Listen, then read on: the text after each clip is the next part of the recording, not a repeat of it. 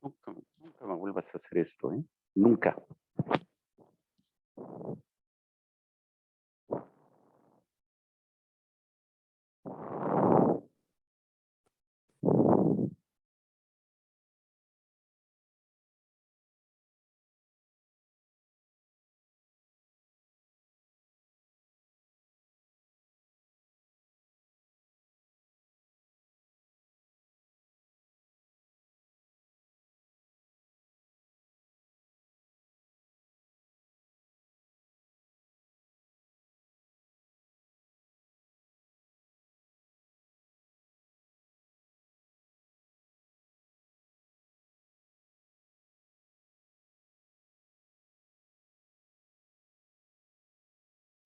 Ahora sí.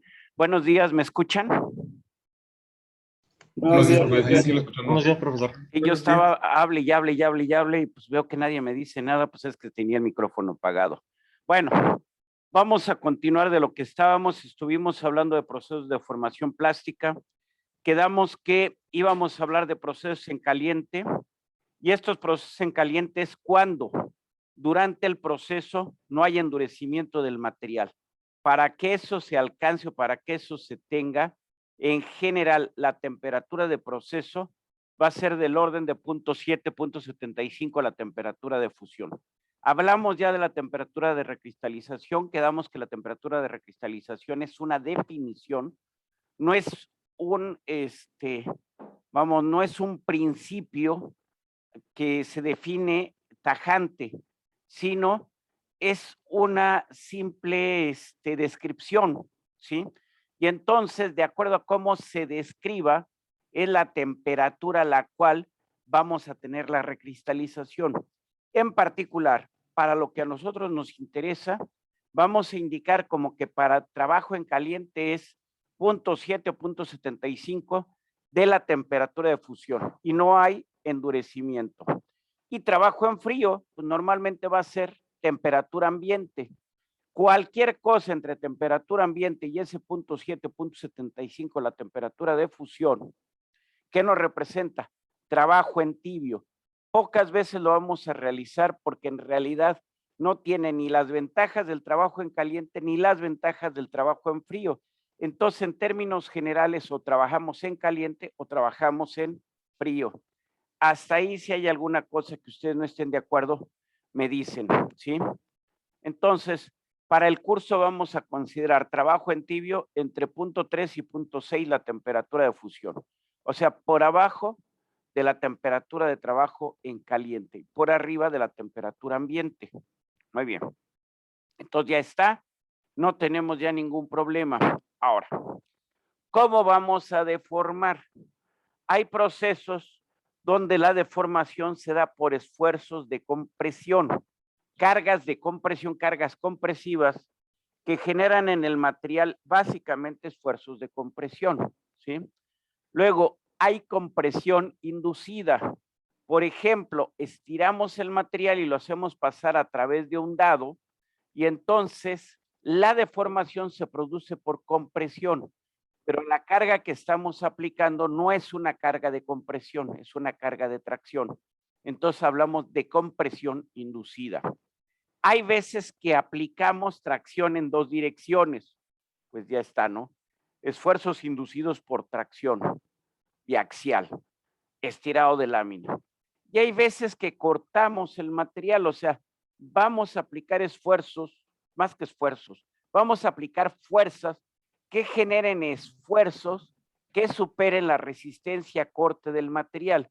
Y entonces decimos que vamos a producir o vamos a fabricar por procesos de corte. No hay que confundir con arranque de viruta, o sea, lo que es maquinado es otra cosa. Aquí estamos hablando de corte, o sea, separación en dos de la pieza.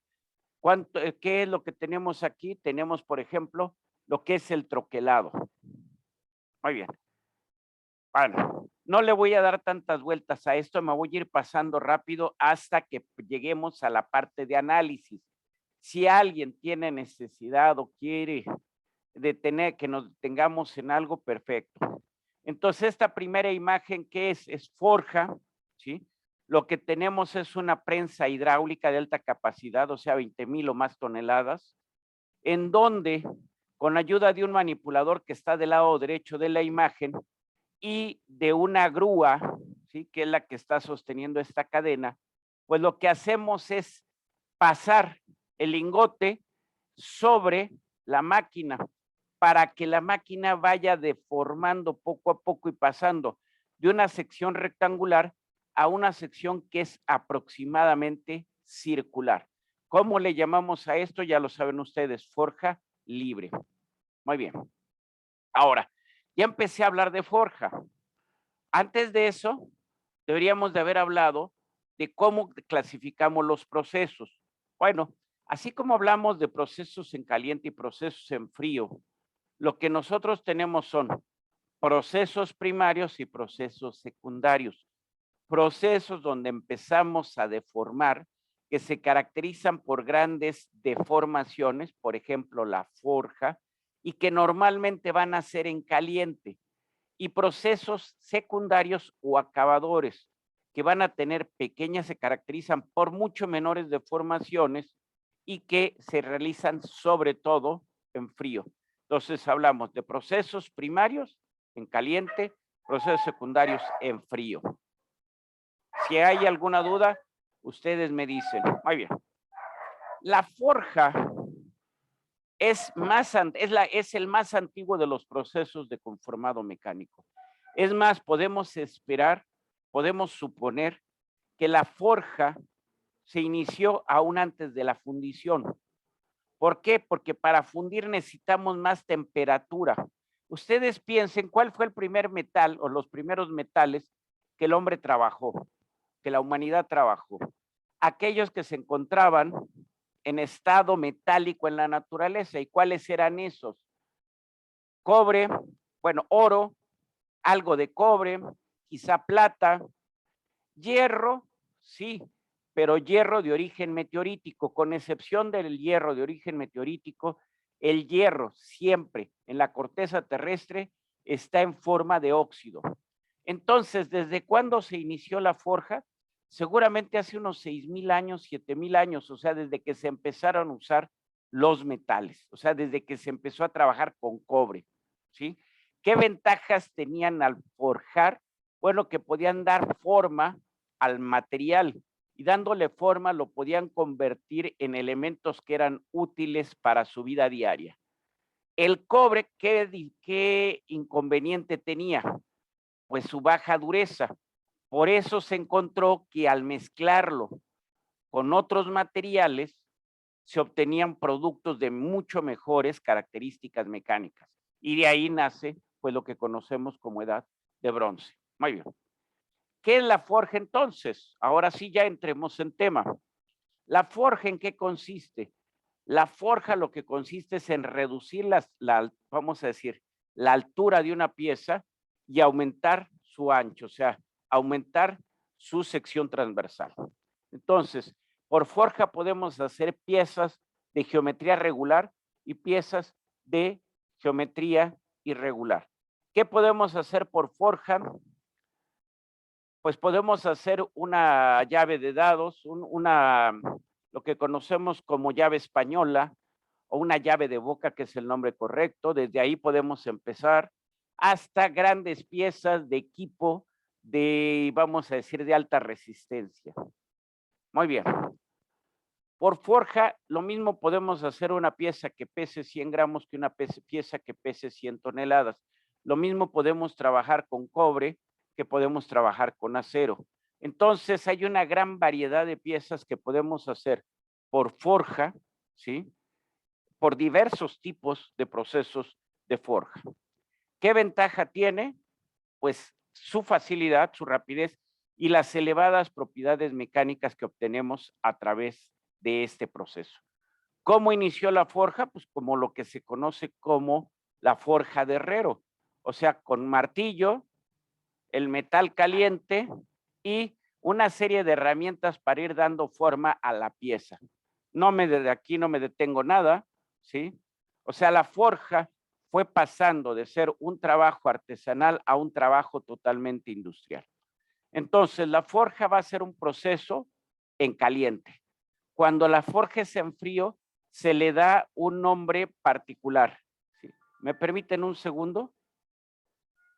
A ver, permítanme, voy a cerrar aquí. Sin problema. Muy bien. Una disculpa, me entró una llamada. Entonces ahorita ya voy a ver que al rato ya respondo. Gracias, discúlpenme. Muy bien. Entonces, realmente nosotros lo que vamos a hablar es de forja con matriz abierta y forja en estampa o con matriz cerrada. La forja con rodillos poco la voy a tratar porque poco, vamos, desde la perspectiva de cálculo, poco se puede hacer. Muy bien. Hay veces que la forja se hace en frío, por ejemplo, para hacer la cabeza de un tornillo. Ahí lo tienen abajo, ¿sí? En este caso, normalmente se habla de operaciones de recalcado, o sea, recalcado es disminuir altura y aumentar el diámetro, aumentar el ancho, ¿sí? Por ejemplo, del lado izquierdo, ¿qué es lo que vemos? Bueno, vemos que la herramienta, a la vez que ensancha la cabeza, genera una cavidad. Entonces, esto pudiera ser para hacer, por ejemplo, la cabeza de un tornillo Allen, por ejemplo, ¿sí? Para un tornillo para una llave Allen. Entonces, ¿cómo se va a hacer esto? Esto se va a hacer en frío. Muy bien. ¿Qué podemos forjar? Los aceros, en términos generales, son forjables. El aluminio, en muchas de sus variedades, es forjable, con excepción de alto contenido de silicio, que normalmente ese es un aluminio para colada, ¿sí? Cobre y sus aleaciones, o sea, aleaciones de cobre como pudieran ser latones, cuproaluminios, cuproníqueles, etcétera. El magnesio es complicado de forjar, pero es factible. ¿Por qué? Porque es un hexagonal compacto. ¿Qué se pueden forjar? Los cúbicos de caras centradas, para empezar. Y bajo diferentes condiciones se puede tener una cierta deformabilidad los hexagonales compactos. ¿Cuáles son hexagonales compactos? El magnesio, el titanio, si mal no recuerdo, y por último tendríamos los cúbicos de cuerpo centrado, ¿sí?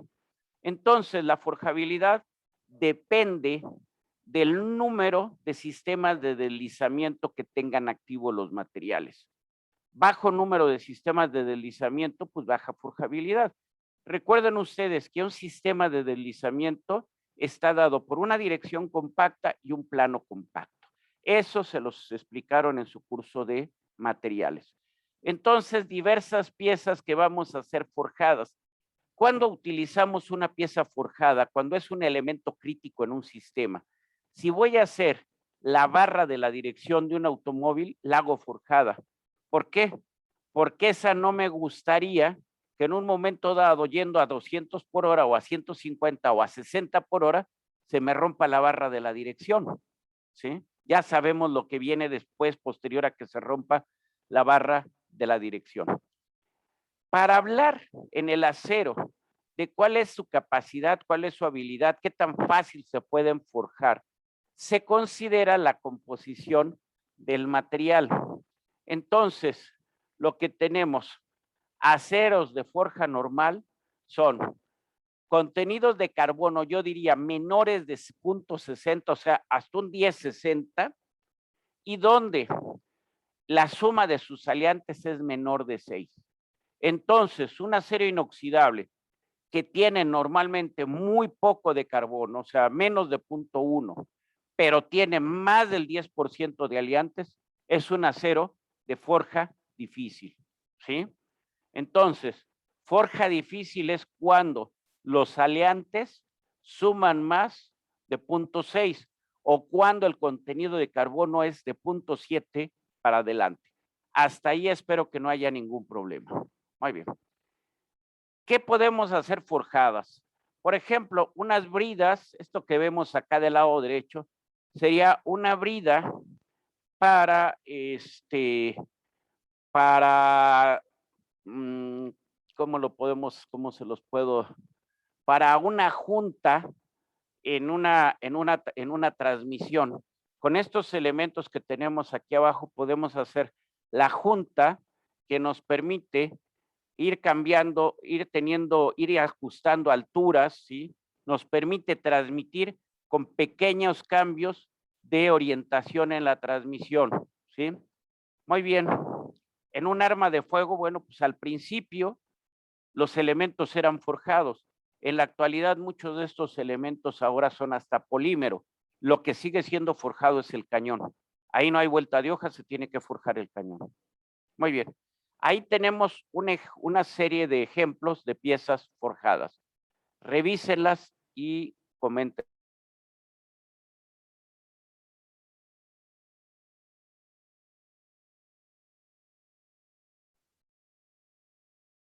Por ejemplo, ¿qué se me hace aquí de lo más sencillo?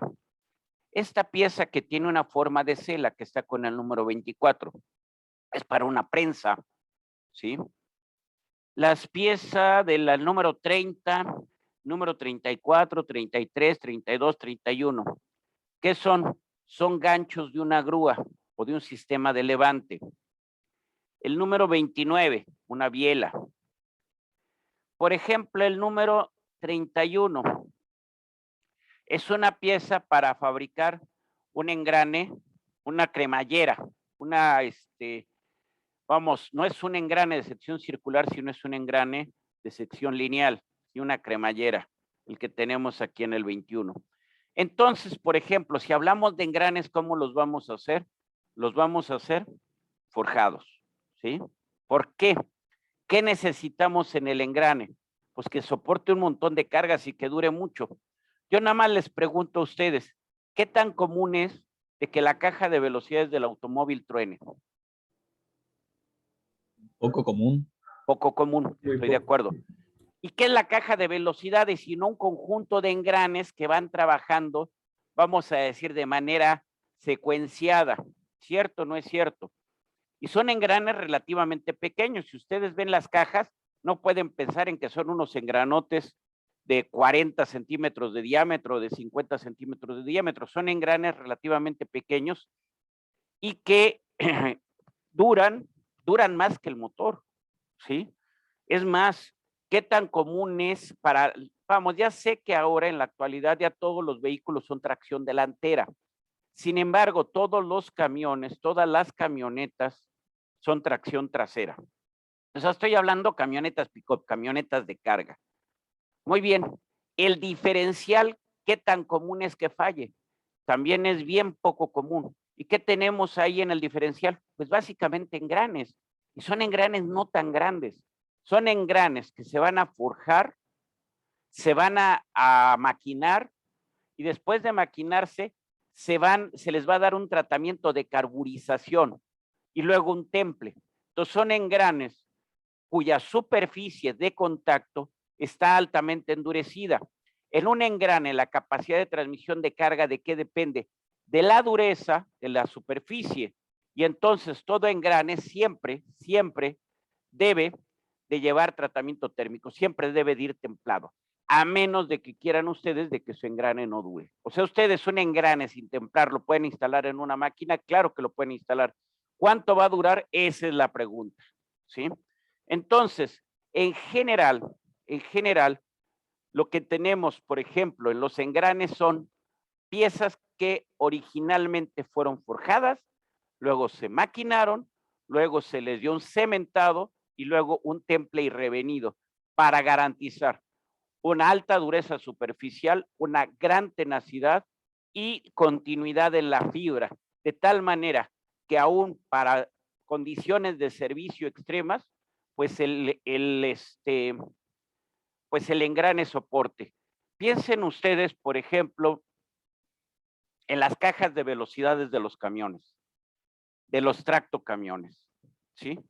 En Estados Unidos un tractocamión, ¿cuánto jala? Pues me extrañaría que jale más de 30 toneladas. En México, ¿cuánto jala o cuánto puede jalar un tracto? ¿Cuánto consideran ustedes? En México está permitido el doble remolque. Cada remolque, ¿cuánto puede arrastrar? ¿Saben ustedes? ¿No? Bueno, cada remolque depende del tipo de remolque, pueden ser 40 o pueden aventarle hasta un poquito más. Entonces, en un momento dado, un tracto, por eso luego los ven que en las subidas van despacito, despacito, despacito. Un full, como se le llama, con doble remolque o con doble semirremolque, como ustedes lo quieran ver, está arrastrando de menos 80 toneladas. Entonces, imagínense ustedes la transmisión de esas fuerzas a través de la caja, la transmisión de esas fuerzas a través del eje cardano, la transmisión de esas fuerzas a través del diferencial. Entonces, pues por eso, vamos a decir, esos tractos, llega un momento dado en que ya no sirven ni para la basura, ¿no? ¿Por qué? Porque verdaderamente los someten a un servicio que está más allá, soportaron, pero está más allá realmente de sus condiciones de diseño. No sé si me voy explicando, voy bien o voy mal. Muy bien, aquí aparecen dos piezas que no necesariamente son forjadas. Un cigüeñal, un árbol de levas. El árbol de levas no lleva carga. Entonces el árbol de levas se puede hacer sin problema, se puede hacer fundido. En todos los vehículos de gasolina, el árbol de levas es fundido, ¿sí? Normalmente va a ser fierro nodular, el árbol de levas. Y el cigüeñal, muy bien, en los motores diésel, sobre todo motores diésel grandes, o sea, yo no me la jugaría diciéndole que en el motor diésel que trae el Jetta, porque son motores muy pequeños, o sea, no trabajan tanto par, pero sí voy a hablar del motor diésel de un camión. Ahí el cigüeñal es forjado, porque es la única forma de lograr que soporte las solicitaciones a las que se le va a someter, ¿sí? Vemos algunas piezas en donde ya la forma del engrane ya se aproxima desde la forja, ¿sí? Entonces ahí tenemos más ejemplos de piezas forjadas. Muy bien. Aquí, ¿qué es lo que tenemos en esta imagen? Tornillos. ¿Qué se hizo por forja? Nada más la cabeza. En este caso, la forja se hizo en caliente. Si ustedes se fijan, la pieza se calentó, seguramente por inducción, pero nada más un extremo. Se forjó y vámonos. En el otro extremo, pues no hay indicios de calentamiento más que aquellos debidos al propio flujo de calor a través del material. Muy bien. Piezas forjadas, ¿sí? Piezas forjadas, fíjense en este anillo, ¿sí? En este anillo, ¿entre quién y quién se está forjando? Entre este elemento vertical, ¿sí? Este rodillo vertical, aquí donde está la persona hay otro rodillo vertical, ¿sí? Detrás de él hay otro rodillo vertical y tenemos también este elemento cónico. ¿Qué es lo que estamos haciendo? Estamos aumentando, bueno, disminuyendo el espesor, aumentando el diámetro interior y aumentando el diámetro exterior, ¿sí? ¿Para qué sirve esa pieza? La verdad no tengo ni la más remota idea, no encontré para qué se usaba. De nuevo, forja libre, ahí está, ¿sí? Una prensa hidráulica de 4 columnas. Muy bien. Ahora, ¿qué pasa si tenemos una pieza con una geometría particular? Bueno, si es una pieza así, entonces tenemos que hacer un dado que aproxime la forma de la pieza, ¿sí? ¿De qué vamos a partir? Del dibujo. ¿Y a qué vamos a llegar? A la pieza ya terminada y lista para instalarse en el motor, ¿sí? Muy bien. ¿Qué etapas tenemos aquí intermedias? Muy bien. Tenemos que fabricar una herramienta. Esa herramienta, ¿qué debe de considerar? Muy bien, debe de considerar que cuando forjo el material termino de forjarlo a 900 grados. Entonces, debe de haber una tolerancia por enfriamiento. Una. Dos, ¿sí? Debe de haber una tolerancia, bueno, una tolerancia por contracción durante el enfriamiento. Ese es primero. Segundo, hay un pequeño ángulo de salida para facilitar la extracción de la pieza del molde. Entonces, hay un ángulo de salida. Entonces, hay tolerancia por contracción, hay ángulo de salida y hay tolerancia por maquinado. En la parte donde estoy marcando con el cursor, ¿realmente necesito dar tolerancia para maquinado? No, porque ahí no voy a maquinar. ¿Dónde voy a dar tolerancia para maquinado? Pues básicamente en la parte que va a ir en el cigüeñal y la parte que va a ir en contacto con el perno de la biela. Ahí sí debo de dejar material adicional para poder maquinar, ¿sí?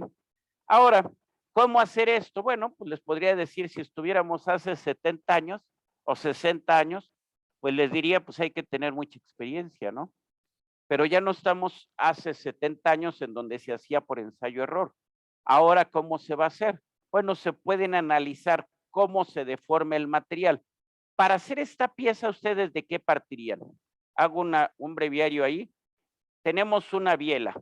¿De qué partirían ustedes para hacer la biela? ¿Cuál sería su material de partida? Ustedes indíquenme. ¿De 2 círculos y un rectángulo? A ver, está bien geométricamente, pero a lo mejor no planteé la pregunta. Eso da pie a que pueda plantear mejor la pregunta. ¿Qué elemento, qué tipo de material, o sea, qué tipo de material usarían ustedes? O sea, ¿cuál sería la forma inicial que tendría la pieza para hacer esto? Alguien me dice, no, ¿Podría pues ser es una que, placa de metal? mándeme usted. Un lingote. ¿Una Un placa? lingote, pero sería un lingote así que viniera así, ¿cómo les pudiera decir? Que se hubiera lingoteado expresamente para esto, o qué pieza, producto de otro proceso, podían ustedes utilizar. A ver, les voy a ayudar un poco.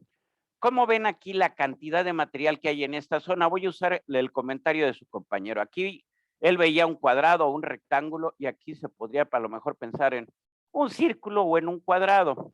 Podría pensarse, a lo mejor alguien me dice si lo veo como rectángulos o cuadrados, aquí hay un cuadrado, aquí hay un rectángulo y aquí hay otro cuadrado. Muy bien. ¿Cómo puedo visualizar esto? ¿Dónde hay más material? Aquí. ¿Dónde hay menos material? Aquí.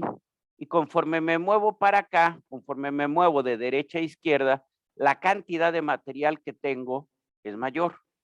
Entonces, en principio, podría pensar, son varias ideas, en un pedazo de placa que yo cortara.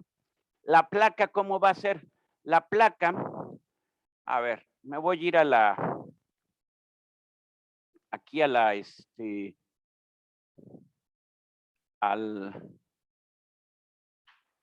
muy bien. Entonces, se me ocurre que voy a hacer primero varios tipos de pieza y ustedes me dicen cuál es la mejor que podría yo utilizar. Muy bien. Mi material de partida es esta barra. ¿Qué inconveniente le ven a esta barra? Muy bien. La sujeción al momento de maquinarla, ¿no? ¿Mandé? La sujeción al momento de maquinarla. No sé, no va por ahí, no tanto va por ahí. A ver, fíjense ustedes. A final de cuentas, ustedes piensen en cómo la van a forjar, piensen en esto. Tienen ustedes la pieza, van a aplicar presión aquí, ahí, ahí. Sería que cuando se someta a la presión alcanza las dimensiones que alcanza a llenar el molde, por así decirlo, de la forma, por así decirlo. Va a haber zonas que se llenen primero que otras. ¿Por qué? Voy a tratar, nunca me sale ¿cómo se llama? La biela, pero voy a tratar de hacerla, ¿sí? Entonces, peor con esto no lo voy a poder hacer. A ver, voy a tratar de hacerlo. Le voy a echar todas las ganas para tratar de sacar la biela.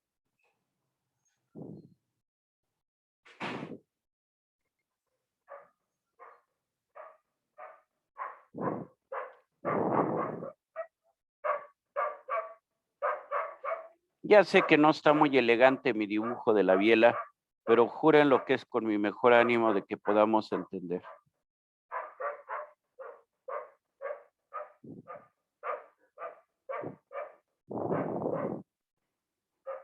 Insisto, no es el mejor dibujo de una biela, pero buscaría que más o menos se entienda lo que tenemos aquí.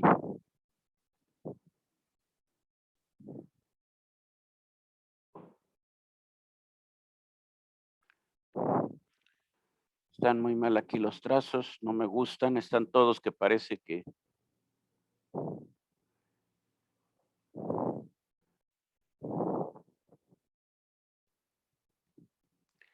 Ahorita corregimos esto. Esto lo voy a borrar. Esto lo voy a aumentar.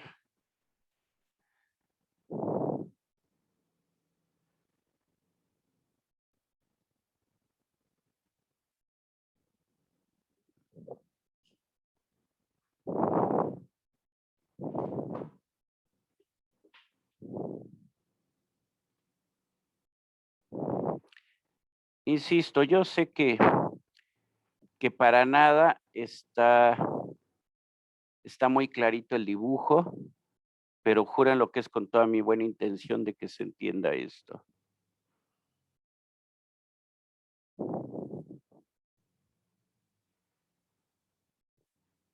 Bueno, con muy buena voluntad de parte de ustedes se entiende, pero muy buena voluntad. ¿Sí? A ver, la idea más o menos es así. Yo voy a cortar la pieza en varios puntos. Lo corto aquí, la corto aquí y luego la corto aquí. Ustedes consideran que hay la misma masa, ¿sí? En esas tres secciones, en esas tres regiones. Yo diría que no. ¿Por qué? Porque aquí en esta zona es una zona donde tengo mucha mayor cantidad de material que aquí, o a lo mejor la misma, pero, y lo que sí me queda claro es que en esta zona, aquí, muy bien, no quiere dejarse dibujar, aquí hay menos material. Bueno, no quiso dejarse dibujar, le voy a echar para atrás.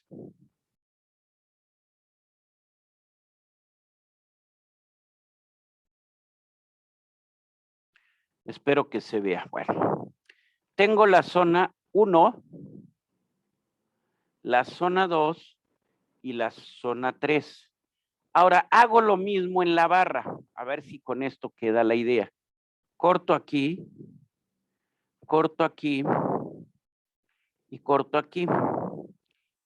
Muy bien, siguiente cuestión.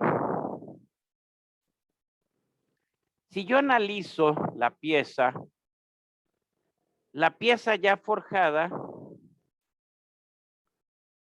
tiene esta longitud.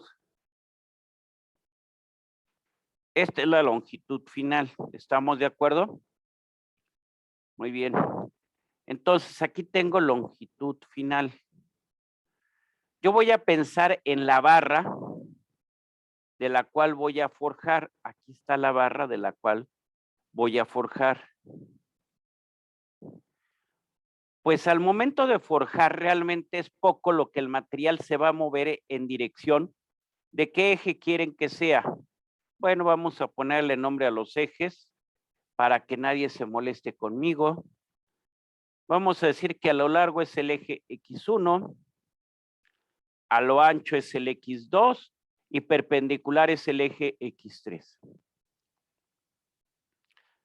Durante la deformación, muy bien, nosotros vamos a aplastar el material como se ve aquí en la figura de la derecha. ¿Lo aplastamos en qué dirección? Bueno, pongo mis ejes para que quede claro aquí. Mis ejes aquí serían el X2 y el espesor sería lo que era saliendo de la pantalla. Entonces, aquí tengo X2 y aquí tengo X3. Entonces, ¿qué estamos haciendo? Estamos aplastando en X3 y ensanchando ¿en dónde? En X2, ¿sí? Muy bien. Entonces, prácticamente esta longitud inicial debe de ser muy similar a la longitud final. ¿sí? Si nosotros usamos un cilindro como lo estoy aquí planteando, pues vamos a llenar muy fácilmente en la región 3. A lo mejor llenamos en la región 2, pero nos va a hacer falta material para la región 1. No sé si se entiende. Entonces les hago una nueva, perdón, les hago una nueva propuesta para la barra. Les propongo que la barra esté así. Así. Y luego, así. Espero que más o menos mi dibujo se entienda. No pretendo ganar el premio al mejor dibujo en clase. Con que gane el mejor premio de que sí entienden, ya ese es el mayor premio que yo espero tener. Sí, Entonces, profesor, se entiende, se entiende. muy bien, gracias. No me gustó aquí cómo quedó. No me gustó. Muy bien. Ahora, esto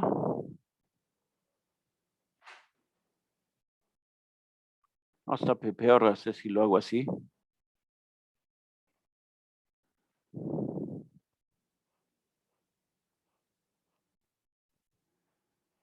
Espero que más o menos ahí se vea. ¿Cuál es la diferencia de esta barra que he puesto aquí en el 2 con respecto a la barra que había puesto aquí en el 1? Muy bien. Esta barra de lo que tengo en 2 tiene una distribución. O sea, a final de cuentas, sigo poniendo mis ejes. Aquí era cómo se llamaba este eje. Este era el eje que habíamos dicho X1, ¿no? A lo largo. Esto es X1. Entonces, la diferencia es que en la figura 1, la distribución de material sobre el eje X1, reitero, aquí está el eje X1, era uniforme. Aquí en el dibujo 2, la distribución es no uniforme. ¿Cómo es la distribución de material en la pieza ya terminada? Es no uniforme. Entonces, el material de partida, ¿cómo va a ser? Va a ser así. No sé si está la idea. Lo que habíamos puesto una barra cilíndrica nos daba problemas en cuanto a que no nos iba a llenar totalmente la pieza. Si algo no se entiende, ustedes me dicen y le buscamos una explicación alterna. Entonces, ¿qué tenemos que hacer? Bueno, tenemos nuestro dibujo. De nuestro dibujo de la pieza ya terminada, aquí tengo la pieza ya terminada. ¿Qué tienen que hacer ustedes como ingenieros? Lo que tienen que hacer es un dibujo de la pieza forjada, en donde deben de tener excedentes para maquinar en aquellos lugares en donde se requieran, donde hablan de ángulos de salida para que la pieza se pueda extraer fácilmente del dado y donde las dimensiones de esta pieza no corresponden exactamente a las de la pieza que vamos a hacer, sino las dimensiones de esta pieza consideran la contracción. Recuerden ustedes que la contracción va a ser un factor de 1 por 10 a la menos 6, pero el problema es que ustedes están trabajando, están forjando, terminando de forjar entre 900 y 1000 grados, ¿sí? Ese es el problema. Entonces deben de dejar una tolerancia por contracción. Por ahí el que tenga el micrófono encendido, por favor, ciérrelo, por favor. Muy bien. Entonces, tenemos que hacer nuestro dibujo de la pieza, cómo se va a forjar, ¿sí? Y luego tenemos que ver el tamaño del lote.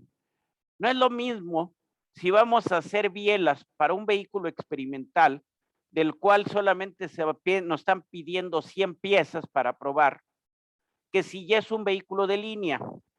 Normalmente vamos a hablar de lotes ya comerciales, o sea, ¿cuántas bielas se van a hacer? Pues miles y miles y miles. Entonces tenemos que diseñar el dado para que nos dure, vamos, para que el desgaste que presente sea mínimo, ¿sí? Y entonces, para eso, tenemos que definir etapas y diseñar las herramientas para esas etapas, ¿sí?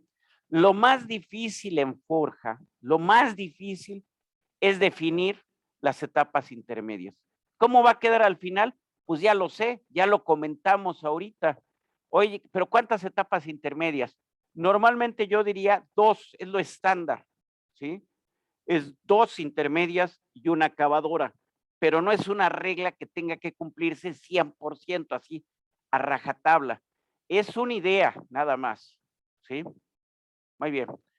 Entonces, a final de cuentas, conociendo el tamaño del lote, podemos ver qué tan compleja va a ser nuestra matriz, qué tan complejas, qué tan costosas podemos aceptar que sean nuestras herramientas. Y en base a eso, ya diseñamos nuestras herramientas con el número de etapas que se requieren para la fabricación, ¿sí? Y bueno, pues fabricamos la herramienta, la probamos, la ajustamos y la liberamos. ¿Cómo se hacía antes? Ahora hay paquetes que les permiten analizar, que les dicen punto a punto dónde son las zonas de mayor desgaste, etcétera. Antes, ¿cómo se hacía? Cuando yo estudié, cuando salí de la escuela, ¿cómo se hacía? Pues más o menos aproxímala, ¿sí? La probamos y vemos cómo salen las piezas. Si salen las piezas, ya estuvo, ya estás del otro lado. Si empiezan a que salen con rebaba o que no están saliendo, pues hay que revisar dónde están los problemas en el dado para corregirlos. Era como se hacía por ensayo-error. Ustedes ya no viven en una época de ensayo-error, ya viven en una época donde las cosas se hacen directas o se tienen que hacer directas. Muy bien. Entonces, ya quedamos en todo el procedimiento, no lo voy a repetir, no es mi intención cansarlos con puro rollo, ¿sí? Muy bien. En todo este procedimiento, ¿cuáles son nuestras restricciones?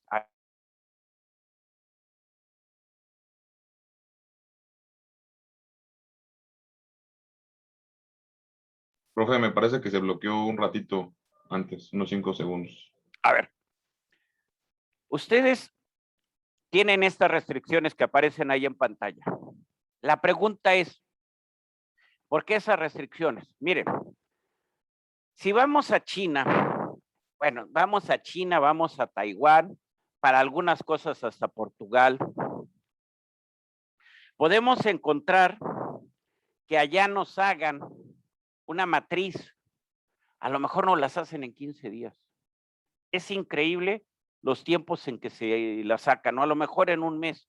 Si pensamos aquí en México, a lo mejor 2 o 3 meses para liberarla es un tiempo más que bueno. Bueno, pero a final de cuentas no era tanto discutir eso, sino cuál es la problemática. Tamaño de lote. ¿Por qué? Porque eso nos dice qué tan complejo puede ser el proceso, qué tan compleja puede ser el dado para aproximar lo más posible a la forma que tiene al final la pieza. Luego, fecha de entrega, lo que les decía. Si vamos con los chinos la verdad que son muy difíciles para competir. ¿Por qué? Porque nos van a ofrecer que ellos lo entregan en un mes o menos. Y si a ustedes les surge, pues va a ser mal, la mandan para allá. Ahora, aquí tendrían un problema. Y esto ya por experiencia. Ustedes la mandan a hacer fuera de México, a donde fuera. Pues lo mejor que pueden hacer con una herramienta, por pesada que esté, pues es traerla por avión, ¿eh? Lo mejor, miren, los alemanes, ¿quién cree que usan más el aeropuerto de Puebla? ¿Cuál creen que es la función del aeropuerto de Puebla? ¿Alguien conoce el aeropuerto de Puebla? ¿No? El aeropuerto de Puebla está antes de llegar, o sea, yendo de la Ciudad de México, antes de llegar a Puebla, como unos 20 kilómetros, 25 kilómetros, más o menos en la zona hacia donde está Huejotzingo. Muy bien, es un aeropuerto que en realidad demanda de vuelos civiles o demanda de vuelos de aerolíneas tiene muy poca. Pero ¿por qué está ese aeropuerto ahí? Piénsenle quién está en Puebla. Volkswagen, ¿no? Volkswagen. ¿Qué cree que sucede? Bueno, ese aeropuerto está para que puedan traer los dados, las herramientas, las traigan de Alemania, vienen completitas, ¿sí?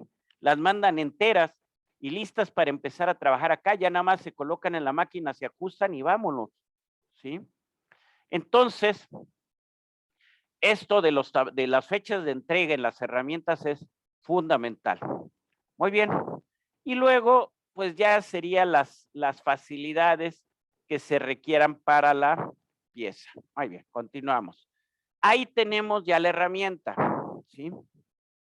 Aquí cuando menos yo veo 3 piezas o tres geometrías. Una que les es muy difícil visualizar, que está aquí en la orilla. Se ve nada más como una serie de escalones. Esa es la primera etapa de preparación. Una segunda que se ve aquí arriba. Esa es ya nos aproximamos a la forma final. Y la tercera es la forma final. ¿Cuál es la diferencia? Conforme nos aproximamos a la forma final, el espesor de la pieza disminuye hasta que llega a ser el que nosotros necesitamos al final. ¿Y qué pasa con el ancho? En cada etapa, el ancho del material se va incrementando hasta que llegamos a la geometría final. Pero aquí hay una zona con un tono diferente que no entiendo qué sea.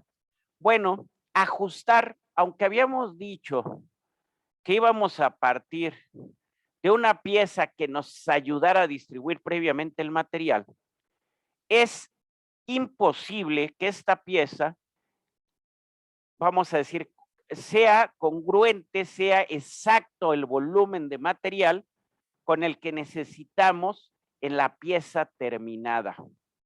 Entonces, ¿qué es lo que necesitamos? Toda pieza forjada lleva un cordón de rebaba. ¿Qué es la rebaba? Es el alojamiento para el material que nos sobró. ¿Está mal que nos sobre material? No. Siempre y cuando la rebaba no vaya a pesar, no sea significativamente similar en peso al de la pieza, porque entonces estamos gastando en exceso material para poder fabricar nuestra pieza. ¿Cuánto puede representar en masa la rebaba? 10%, perfecto, 10% lo acepto. 50% ya no lo acepto, está mal diseñada la pieza, ¿sí? No sé si hasta ahí vamos en orden, ¿sí? Sí, profesor. Muy bien. Bueno, también aquí lo que se habla de facilidades es qué equipos tienen ustedes, ¿sí? Ese es uno de los problemas que vamos a tener como ingenieros. ¿Qué equipo tenemos a disposición y cuál podemos adaptar para fabricar nuestra pieza? ¿Sí? Entonces, bueno, pues ahora a través de un montón de algoritmos se ha buscado, por ejemplo, sistemas expertos, se ha buscado definir el número de etapas intermedias y diseñar la geometría de estas etapas intermedias. En el formato final no hay ningún problema. Entonces, realmente todavía aquí pudiéramos decir que no está al 100% garantizado que cuando hagamos el análisis, el resultado tenga que ser totalmente verídico, ¿sí? Muy bien. A final de cuentas, solamente aquí, por ejemplo, cuando hacemos simulación, ¿qué observamos o qué parámetros nos puede dar el paquete? Esfuerzos. ¿Por qué me sirven los esfuerzos? Díganme ustedes. A ver cuál es el área donde hay mayor concentración, que es más probable que haya una fractura, fisura, falla. Sí, sí es cierto, todo eso es cierto. ¿Qué otra cosa? También lo que nos está diciendo son problemas de diseño, o sea, para que llene ahí la pieza necesitamos meterle más presión. Entonces eso también me habla de que tengo que revisar esa zona cómo está geométricamente, cómo está, y si puedo dar algunos redondeos, si puedo aumentar un poco el espesor, podría reducir la presencia de esos esfuerzos. ¿Qué otra cosa? Bueno, también un alto nivel de esfuerzos nos va a hablar normalmente de desgaste. Nos va a hablar de que esa es una zona donde hay una gran cantidad de desgaste. Muy bien. ¿Qué más pudiera ser? Deformaciones. Bueno, la deformación es evidente para esto, porque nos permite saber cómo va llenando nuestra pieza. E independientemente de todo, lo que necesitamos es que llene la pieza.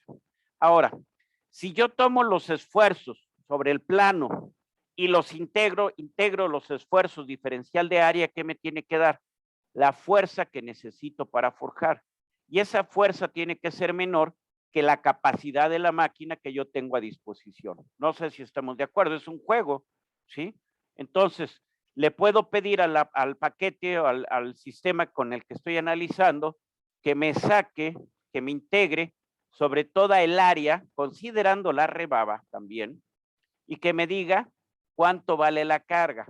Esa carga tiene que ser menor de la capacidad de las máquinas que yo tengo. Si me da mayor de las máquinas que yo tengo, pues entonces la pieza no la puedo hacer en el taller. No sé si está la idea. O a lo mejor habíamos pensado en hacer por parejas de pieza y vemos que si hacemos por parejas, pues la máquina no da, entonces tendremos que diseñar para colocar solamente una pieza por vez. Muy bien, ahí tienen otro dado, ¿sí? Para una pieza también bastante más complicada. Muy bien. Otro dado, en este caso es clarísimo, no tengo que explicarlo mucho, es para un cigüeñal. ¿Cuál es la idea de todo esto que hemos explicado y que desde el curso anterior vieron? Nosotros tomamos la barra, aplicamos presión y ¿qué es lo que estamos haciendo? Ensanchando la barra. Muy bien, tomamos la primera columna. Muy bien, es claro que al principio la separación de los herramientales es mayor. ¿Qué va sucediendo? Se va cerrando el dado hasta llegar a la forma final. En la forma final la pieza me llenó perfectamente y tengo que el material excedente hacia dónde se fue, hacia la rebaba. Veo la columna 2. Tengo una pieza más ancha, ¿sí? Muy bien. Al ir aplastando, el material se ensancha hasta que llena la rebaba. Y ahora tengo la pieza 3. Esta pieza 3 tiene una proyección. Entonces, en esta pieza 3, la columna 3, hay dos operaciones. O sea, el dado nada más hace una cosa, que es desplazarse hacia abajo. Solamente tiene un grado de libertad. El dado se desplaza hacia abajo. Pero al desplazarse hacia abajo, ¿qué hace? Ensancha el material. Se ve claro aquí en la segunda imagen. Pero va a llegar un punto en que la presión sea suficiente para que el material empiece a ascender por esta zona superior. Entonces, lo que vamos a fabricar es una pieza que tiene un vástago coaxial, ¿sí? O sea, tenemos una especie de disco con un vástago y no se ve muy claro, no se ve tan claro, pero también tiene un cordón de rebaba. ¿Cuál sería el cordón de rebaba? Esta zona que se ve aquí en el borde. No está muy clara, pero sí existe. Muy bien. Entonces, el ejemplo fue la biela.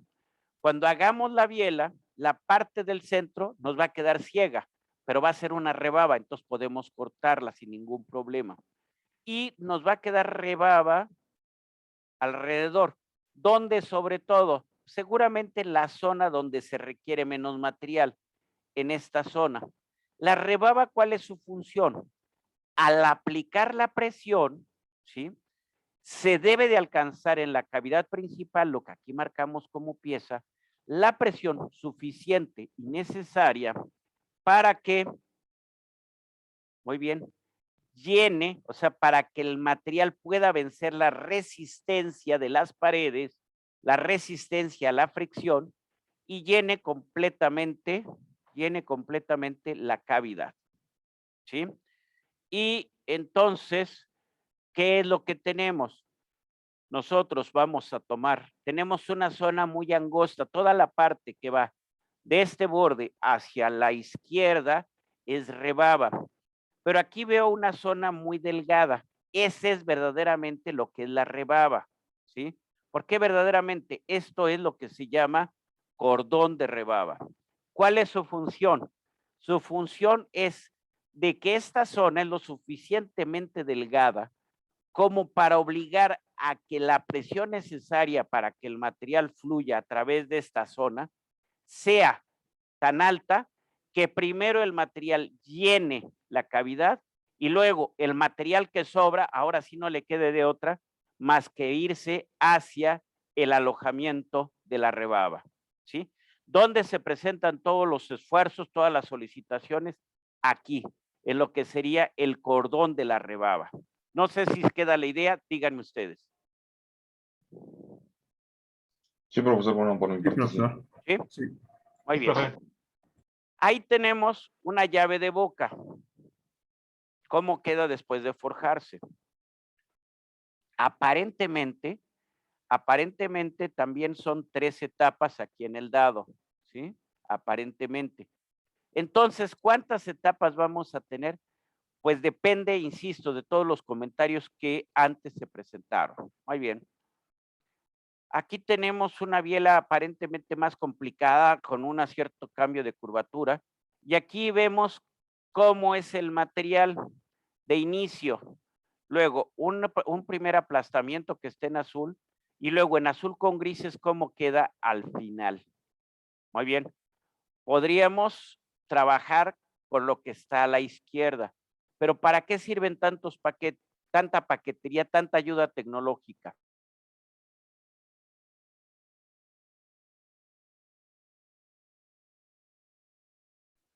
¿Para qué sirve la ayuda tecnológica?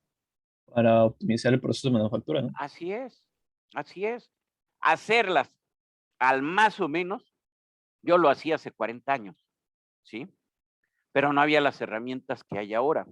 Entonces ustedes tienen la ventaja de todas estas herramientas, nada más que siempre se tienen que hacer corridas de evaluación. Tenemos que visualizar que lo que nos está diciendo la paquetería en realidad es cierto. ¿Por qué? Porque puede ser que haya algún cambio por ahí, hay algo que no estamos considerando, que el paquete no considera, y que da como consecuencia un importante error en el análisis. Muy bien. Lo que decíamos, bueno, los paquetitos son hermosos. En realidad, lo que el paquete genera, ustedes lo saben mejor que yo, son bases de datos, ¿sí?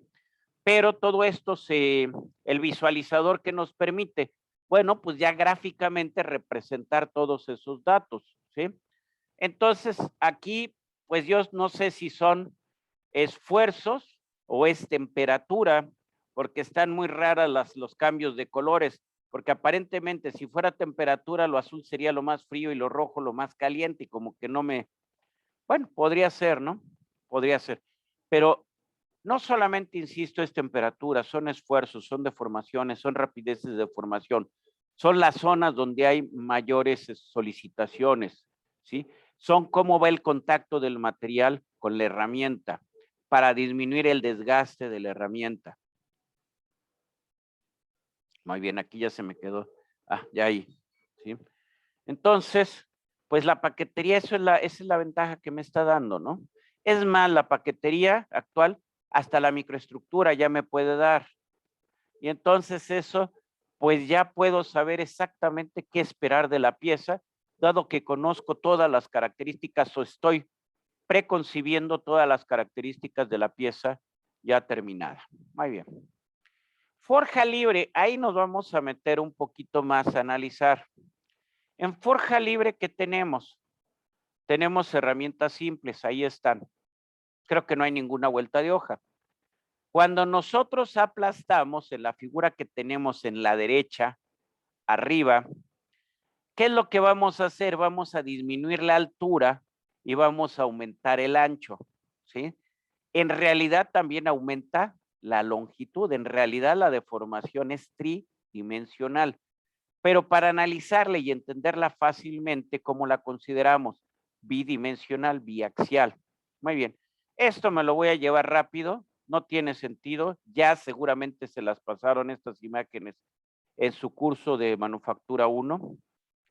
Por ejemplo, rodillos de laminación son forjados, diferentes tipos de prensas, prensas de bastidor abierto, prensas de bastidor cerrado, ¿sí?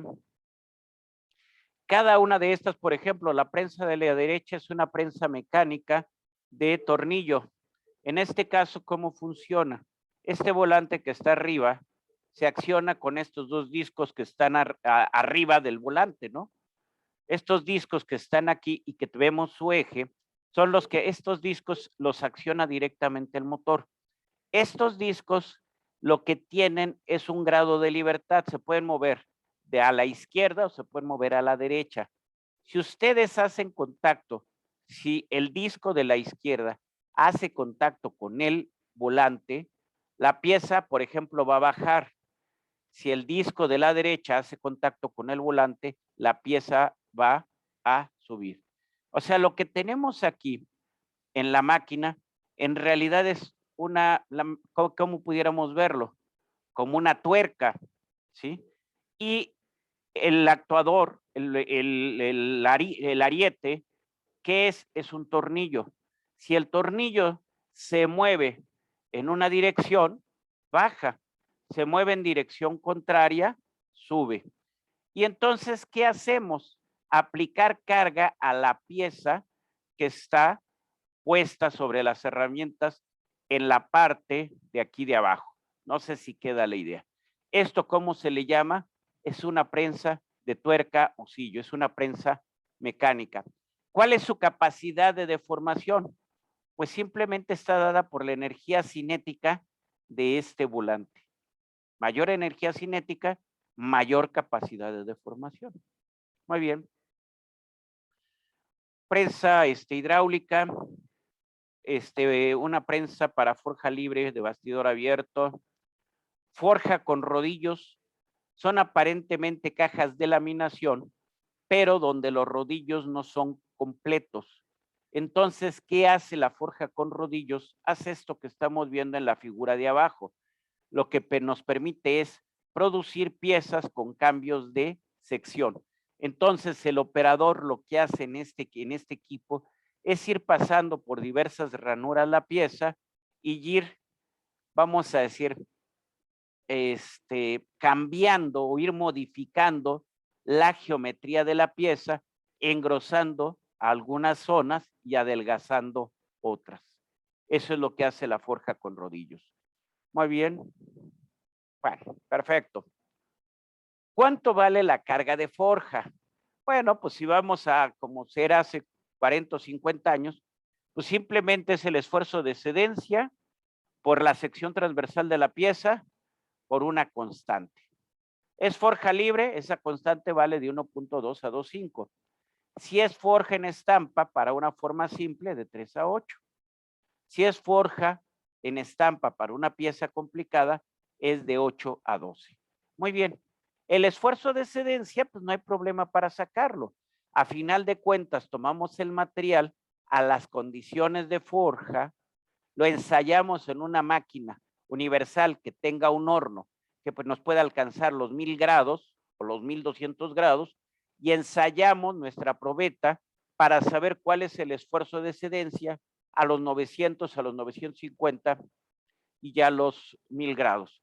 Yo lo más que he hecho de ensayos, en este caso han sido a 700 grados centígrados, porque en la facultad no tenemos un horno, lo que tenemos es una cámara de calefacción. La cámara de calefacción solamente llega a 700 grados centígrados. El horno es bastante más simple y sí nos permite temperaturas más altas. Entonces, determinar esto no es problema, es más, ya está en la literatura. ¿Sí? Muy bien, apúntenle ahí. Una primera variable que vamos a utilizar, ¿ya la apuntaron? Es la mordedura. Y la mordedura va a ser igual a ancho entre ancho. Ah, Chihuahua, ¿cómo que ancho entre ancho? A ver, fíjense la pieza cómo está. Muy bien. Es cuánto alcanza la herramienta a deformar. Es B. Longitud que va a ser deformada. Largo de la herramienta. ¿Queda claro? Y W, que es W0, es el ancho horizontal, perdón, el ancho de la pieza, el ancho inicial de la pieza. Por eso es W, subíndice 0, ¿sí? Muy bien. Eso le llamamos mordedura. Ya está. Ya lo apuntaron. Muy bien. Luego, Vamos a ver la deformación. Pregunto, ¿cómo será la deformación cuando trabajamos con esta pieza? A ver. Muy bien, voy a borrar todo esto. Muy bien. Podemos simplificar el análisis y llevarlo a un análisis que en realidad no es real, pero que nos podemos, permítanme, esto lo voy a...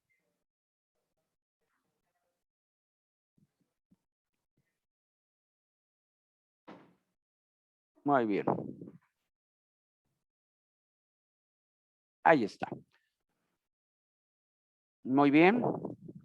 Ponemos la otra herramienta, quedamos que es forja libre.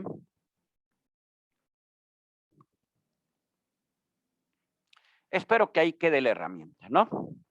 La realidad, no estamos en el plano.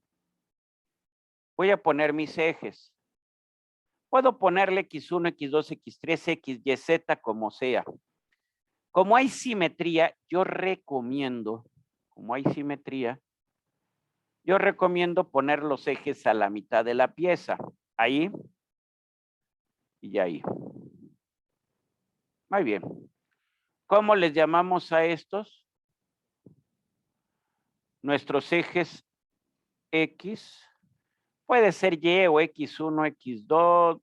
Es lo de menos. Muy bien. Ahora, en realidad, para lograr la deformación, ¿qué es lo que tenemos que hacer? Tenemos que aplicar una fuerza aquí y una fuerza acá. Y el material entonces se va a deformar en dirección de y en dirección de X. ¿Están ustedes de acuerdo? Muy bien. Puedo tomar un elemento diferencial aquí para hacer mi análisis.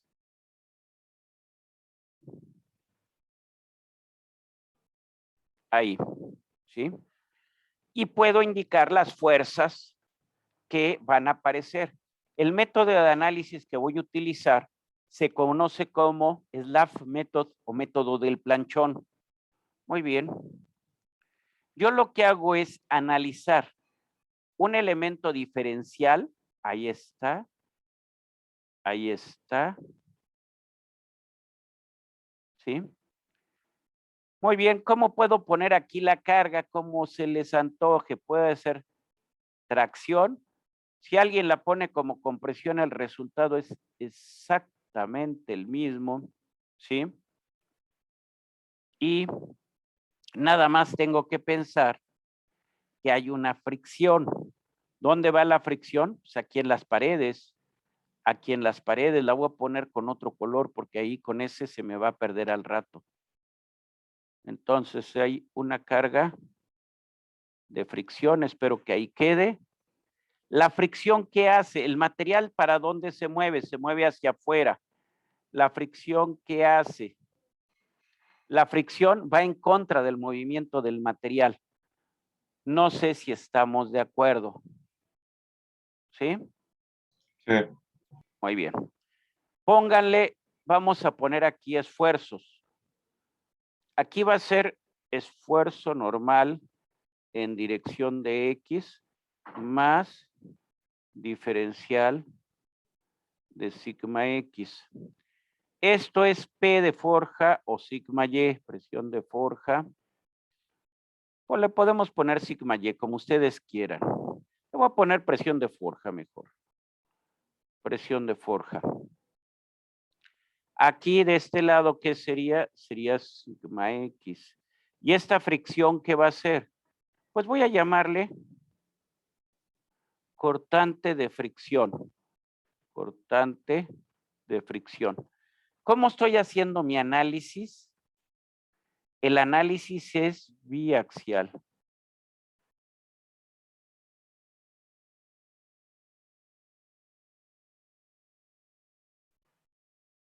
Análisis biaxial. En realidad, biaxial.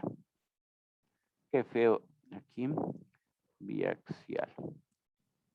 Para poder hacer el análisis tengo que tomar dimensiones de la pieza. Muy bien. Entonces, la pieza, muy bien. Así. Bueno, aquí tiene una dimensión. Aquí tiene otra dimensión. Entonces, a estas dimensiones le voy a llamar A. Esta sería 2A o también la llamamos W, o sea, ancho. ¿Qué más nos hace falta? Muy bien.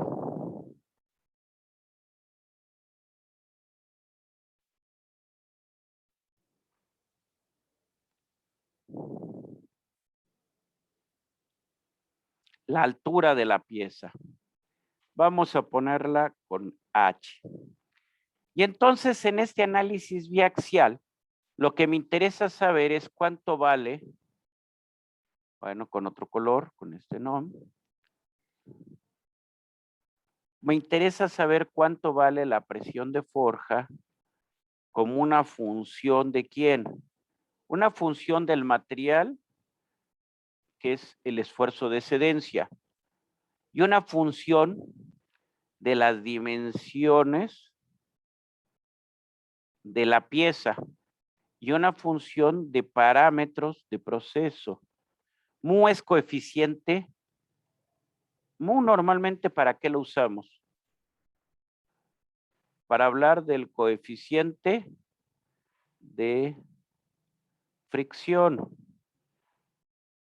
El coeficiente de fricción, por ser de formación plástica, no puede variar más que entre 0 y 0.5.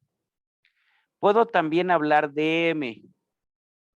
M es 2 mu. Por lo tanto, M va de 0 hasta 1. Muy bien. Entonces analizamos esto que tenemos ahí y hacemos sumatoria de fuerzas en X. Muy bien, ¿qué fuerzas hay en X? Está sigma X más diferencial. Ya sé que me faltó indicar. Hay un parámetro que no he indicado. Aquí yo estoy analizando un elemento diferencial. No sé si estamos de acuerdo. Muy bien, a ver si alcanza a ver este color. Sí, se ve muy bien. Yo estoy analizando un elemento diferencial. Entonces, al ser un elemento diferencial, este elemento tiene un ancho que vale ¿cuánto? El ancho del elemento que estoy analizando vale diferencial de X, ¿sí? Entonces, tengo sigma X por diferencial de sigma X están aplicados en un área que vale H. ¿Y cuánto habíamos dicho que era la profundidad de la herramienta? Era B. Esta H no me gusta, siempre que los no quedan bien dibujados, no me gustan. Entonces tengo H, B, menos sigma X, H, B, menos, aquí me faltó hablar algo, el cortante de fricción. El cortante de fricción lo voy a considerar como la presión normal, que es la presión de forja, por el coeficiente de fricción. Este es un modelo de Coulomb, ¿sí? Muy bien. Entonces, menos 2 B PF mu diferencial de X. ¿El área cuánto vale? Vale B, que es la profundidad por diferencial de X. El cortante de fricción, ¿cuánto vale? Vale PF mu. Y el 2, ¿por qué es? Porque hay fricción arriba y hay fricción abajo. En las dos superficies hay fricción. ¿Alguna otra carga que se aparezca por ahí? Ustedes díganmelo. No, ¿verdad? Entonces tiene que haber equilibrio. Muy bien, B aparece en todos los términos. Aparece aquí y aparece aquí. Lo puedo mandar a volar. Muy bien. Entonces, sigma X aparece también. Entonces, sigma X con sigma X se va, ¿no? Ya simplificamos. Entonces, ¿qué nos queda en el primer término? Nos queda H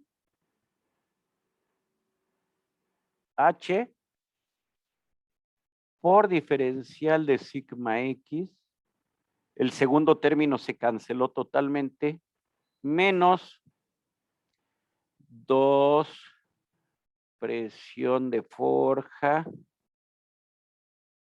por mu por diferencial de X. La derivada es un término que no se puede separar. Ya sé que en los diferentes cursos luego se juega separando la parte del numerador con el denominador de la derivada. La derivada es un concepto, no se puede andar separando. Sin embargo, el uso de esa, vamos a decir, de esa regla o de esa aproximación o de esa facilidad nos ayuda mucho en el despeje. Y entonces, esta ecuación que tengo aquí, que voy a llamar ecuación 1, la convierto inmediatamente en la ecuación diferencial para la forja libre. ¿Cómo me queda? Muy sencillo. Acomodo términos. Diferencial de sigma X con respecto de X menos 2 mu PF y todo esto dividido entre H. No sé si están ustedes de acuerdo. Simplemente reacomodé la ecuación 1 y ahí tengo una ecuación diferencial. ¿Cómo la resuelvan es su problema? Por el método que ustedes conozcan. Lo único es que tenemos que dar ciertas condiciones de partida, ¿sí? ¿A dónde será la presión máxima? ¿Y dónde se tendrá la presión mínima? O la presión de forja será igual para cualquier valor de X.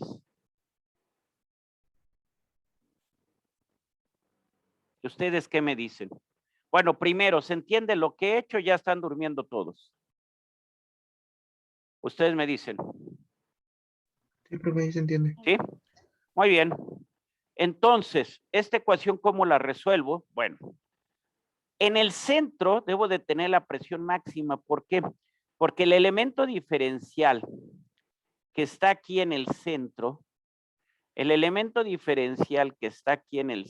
ese elemento que está ahí, para que se mueva, para que se deforme, tiene que empujar a todos sus compañeros.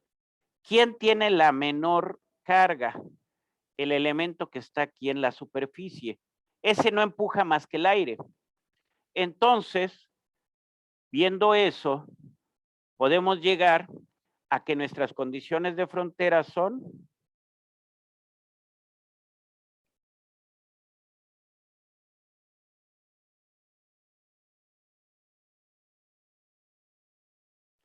muy bien, que si X es igual a 0, estamos en el centro. Entonces, la presión de forja es igual a un valor máximo.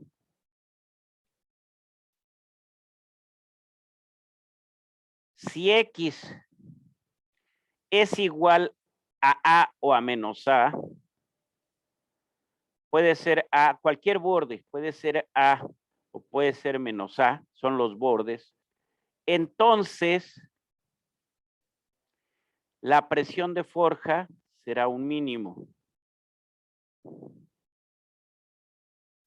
La pregunta que yo les haría de los 64,000, ¿cuál es el mínimo valor para poder deformar? Por concepto. ¿Cuál? El esfuerzo de excedencia. Claro. Entonces, esto es el esfuerzo, muy feo mi sigma, es el esfuerzo de excedencia, donde sigma, su índice 0, es esfuerzo de excedencia. Y ahí tenemos que entrar a los criterios de falla. Luego, si quieren, eso lo vemos. No me gustaría todo verlo de golpe. Muy bien. Es el esfuerzo de excedencia, ¿sí? De hecho, para este curso voy a poner sigma 0 prima. Cuando nada más pongo sigma 0, voy a hablar de esfuerzo de excedencia considerando deformación homogénea.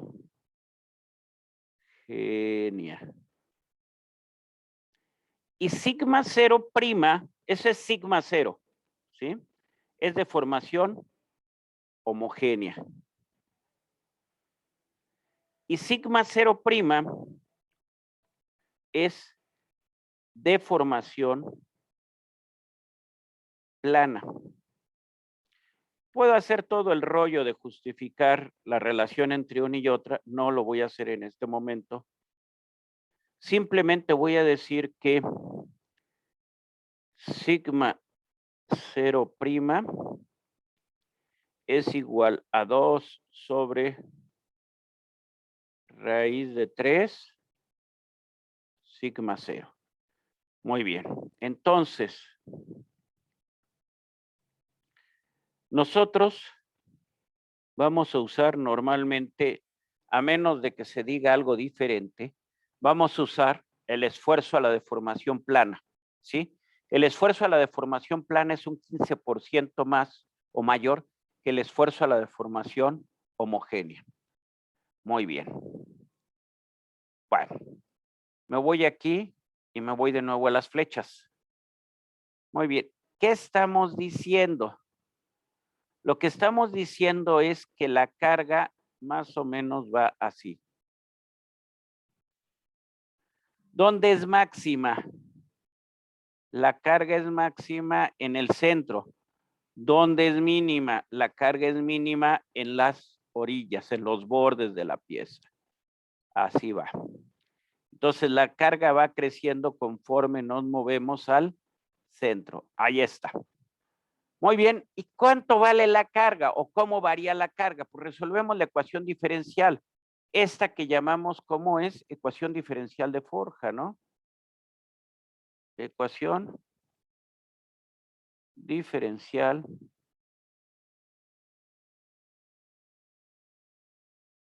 de Forja. Muy bien. Entonces, para poder entrar en la ecuación diferencial de Forja, pues podría yo visualizar que tengo dos incógnitas, sigma x y pf, ¿no? Y una sola ecuación. Entonces necesito otra ecuación. Esa ecuación es el criterio de excedencia.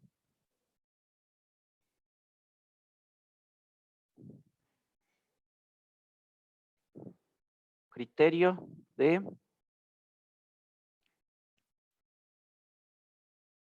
excedencia. El criterio de excedencia, ¿cómo lo vamos a expresar? Pues vamos a usar la forma más sencilla, que es la de Tresca. ¿Por qué Tresca? Porque es muy fácil de entender. No es preciso, pero es muy fácil de entender. Y realmente, si usamos Tresca, estamos teniendo hasta un factor de seguridad. Muy bien. Entonces usamos Tresca y entonces decimos, según Tresca, el esfuerzo de excedencia se presenta cuando el esfuerzo principal mayor menos el esfuerzo principal menor alcanzan un valor crítico. Y ese valor crítico lo voy a llamar, Tresca se pone así nada más. En realidad no existe Tresca von Mises, pero lo voy a llamar así para que quede claro en este momento. En realidad, nunca von Mises empezó a proponer esto a partir de lo de Tresca, sino tiene su propio criterio. Entonces le pongo simplemente sigma 0'. El esfuerzo principal mayor para nuestra figura, ¿cuál es? ¿Cuál es el esfuerzo máximo en esta figura que tenemos ahí? Pues el esfuerzo que estamos aplicando. ¿Y esto cómo se llama? PF.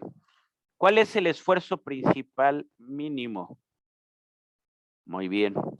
PF, ¿qué es? Pues es compresión. Lo voy a poner aquí. Compresión. ¿Sí? PF es compresión. ¿Y sigma X qué es? Sigma 3 es sigma X. ¿Y cómo lo pusimos? Como si fuera una tracción. Yo les dije que no importaba cómo lo pusiéramos, de que nos daba la solución, nos daba la solución. Muy bien. Entonces yo tengo esta ecuación 2, que es mi criterio de Tresca von Mises, ¿sí? Y ahora derivo esta ecuación, ¿sí? Con respecto de la posición. Y digo, parcial de sigma 1 con respecto de X, en realidad va a ser más, porque es menos, ¿no?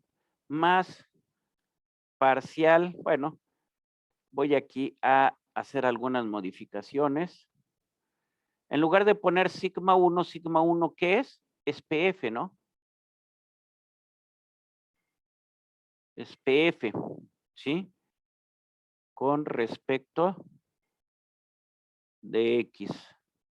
Menos, más parcial ¿de quién? De sigma 3. ¿Y sigma 3 qué es?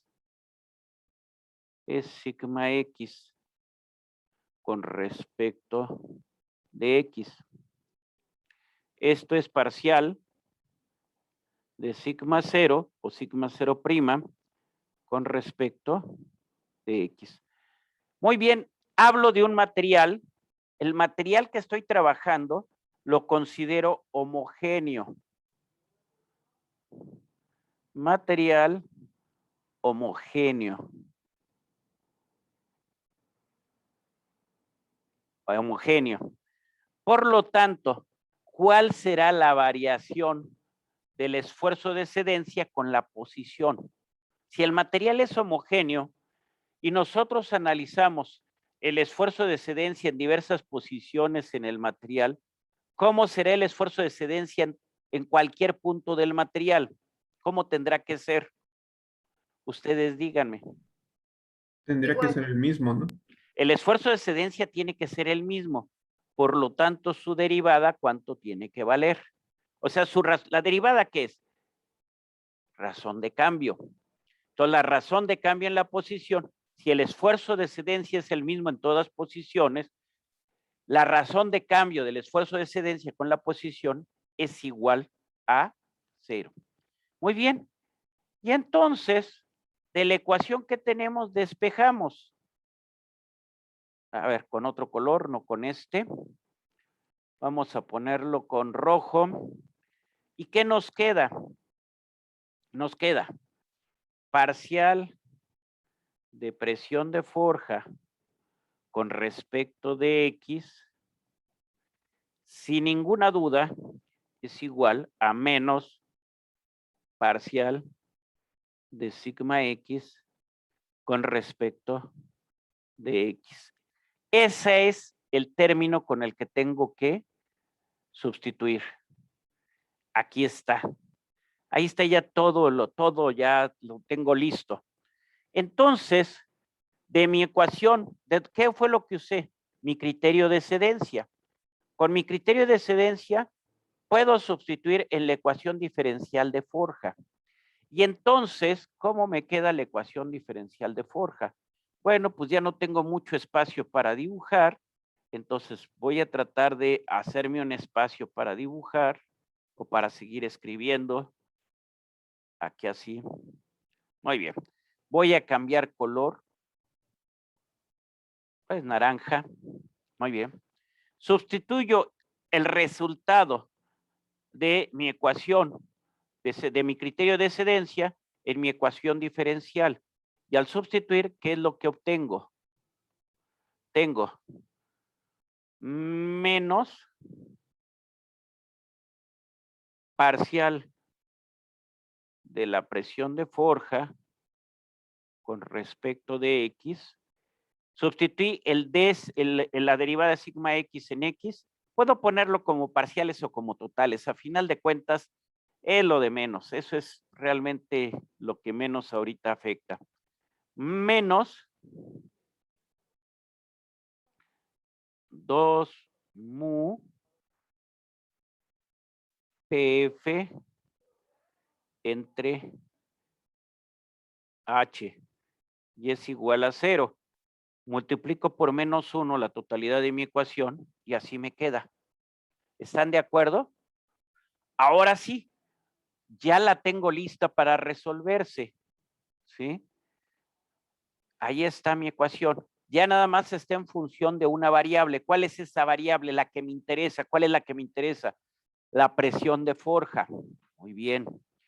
Y entonces, ¿cómo la resuelven? Ustedes resuélvanla como quieran. Yo la voy a resolver de la manera más sencilla que existe.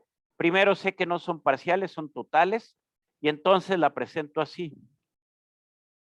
Diferencial de presión de forja dividido en PF es igual a ¿quién?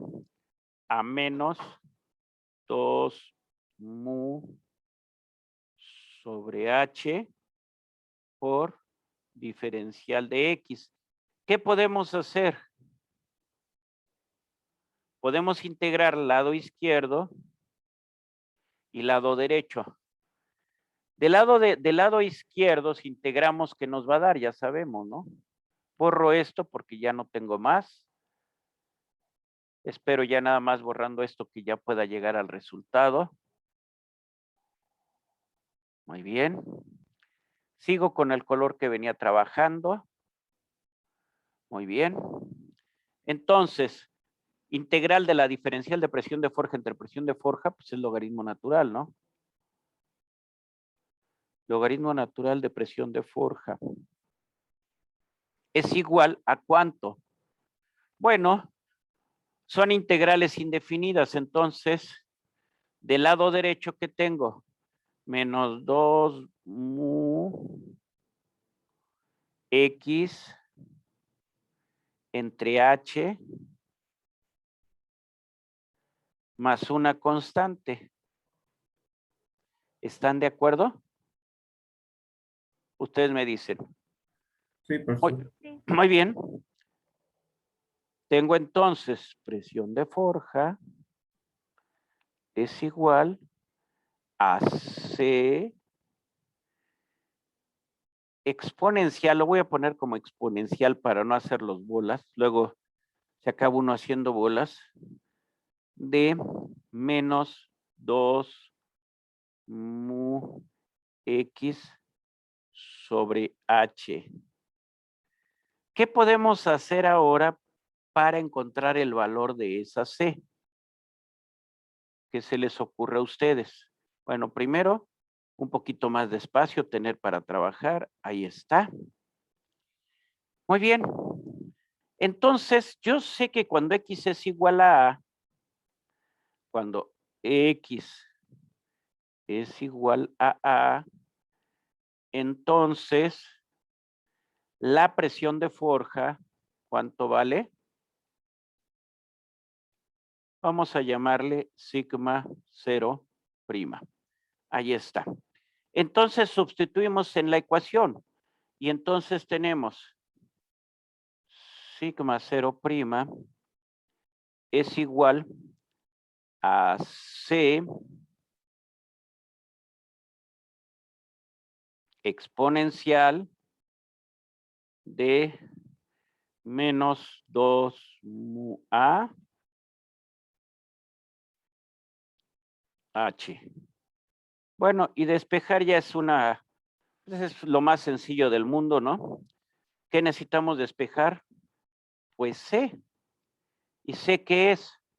C es igual a sigma 0' por exponencial ¿de quién? Aquí es exponencial de menos 2. Bueno, estoy despejando aguas. Estoy despejando, entonces aquí me queda más, ¿no?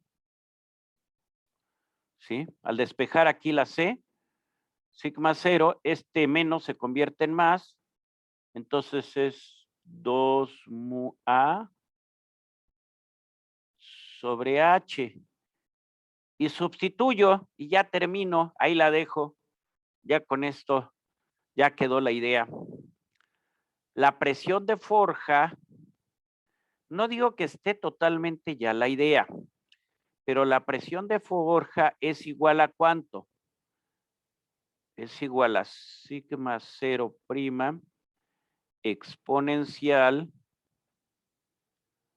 exponencial. Voy a borrar esto que está aquí para no tenerlo tan amontonado. Exponencial ¿de quién? Exponencial, abro un paréntesis, de 2 mu sobre H. Espero que la H se vea bien. No me gustó la H, se va a volar.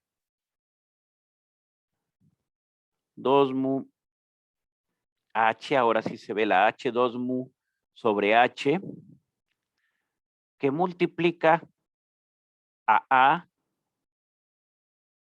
menos X. Cierro y cierro. Y ahí tengo ya mi ecuación. Si alguien no quedó claro, me dice. Pero aquí está ya la presión de forja. ¿Sí? Ahí está. La presión de forja, ¿cómo varía? Exponencialmente. ¿Dónde es máxima? Cuando X vale 0. ¿Dónde es mínima? Cuando X es igual a A. Muy bien. Y de aquí ya pueden sacar, conociendo, o sea, dentro de más grande sea A, mayor será la presión. No sé si queda la idea. Ustedes me indican. ¿Queda la idea? ¿No queda la idea? Sí, profe. Muy bien. Sí, profesor. Ahora, la tarea de ustedes, ahorita me dicen cómo se hace. A ver, ahorita aprovechamos los últimos 15, 17 minutos. Esa es la presión, cómo varía con la posición. Pero ahora yo les pregunto a ustedes, ¿cuánto vale la carga de forja? Voy a hablar de la fuerza necesaria para forjar este lingote. ¿Cuánto vale? A ver. Cierro mi micrófono 5 minutos o 4 minutos y ustedes digan, piénsenle, inténtenlo en su cuaderno y me dicen qué sucede. Cierro mi micrófono.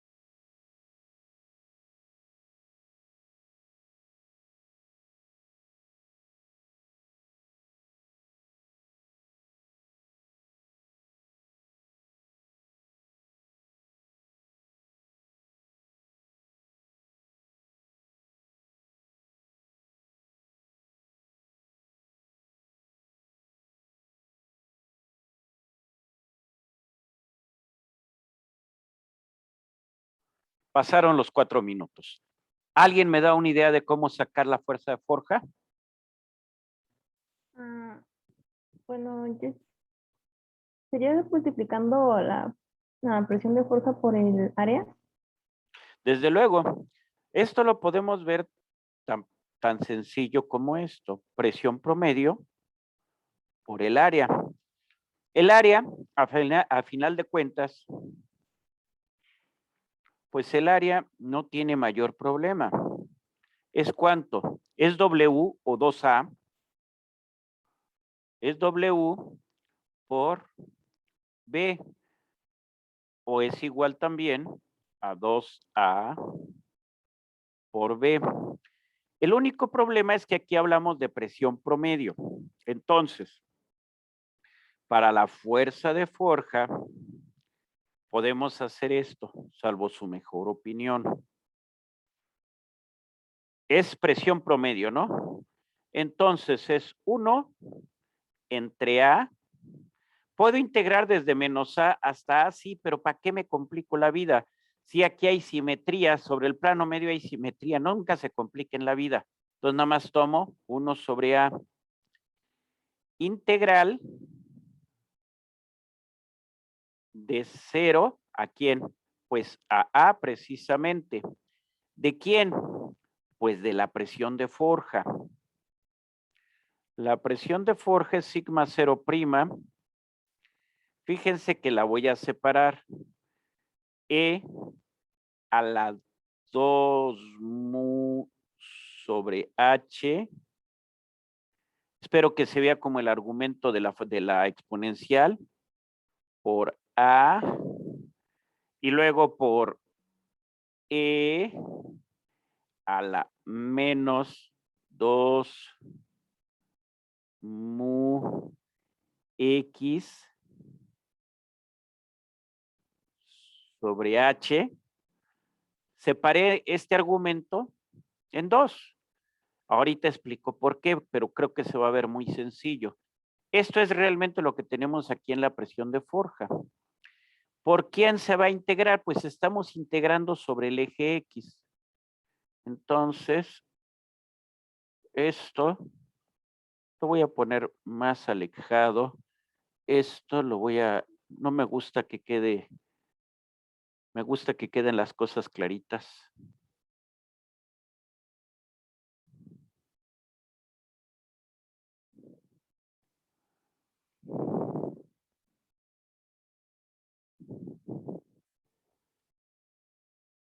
Muy bien. Y esto es, ¿en quién estamos integrando? Estamos integrando en X. ¿Sí? Muy bien, pueden hacer esa integral. Ah, bueno, y me falta algo, porque esta es la fuerza de forja. ¿Qué es lo que tengo aquí? Todo esto que está aquí, que acabo de sustituir, ¿qué es estrictamente? Todo esto, desde aquí hasta acá. ¿Qué es? Todo esto es la presión promedio. ¿Por qué me faltaría multiplicarlo? Por el área. Y el área, pues ¿cómo quieren que la ponga? La pongo 2A por B o W por B, como sea, como ustedes lo quieran. Si yo hago esta integral, que ya no tengo ganas ahorita, ya los voy a aburrir nada más. Yo sé que la presión promedio de forja, el resultado de esta integral se expresa así. Háganlo ustedes en su casa. Sigma 0 prima por Q por E a la Q menos 1. Esta, ahí ya está. Ahora sí, la presión promedio de forja. Ahí está. Ay, me dicen, bueno, ¿y Q qué es? Eso yo no lo conocía. Tienen toda la razón. Q, se hace un cambio de variable. Q es igual a 2 mu A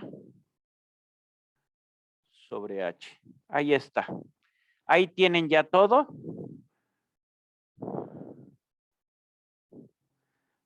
Pasamos de hacer el análisis hasta llegar a calcular la carga.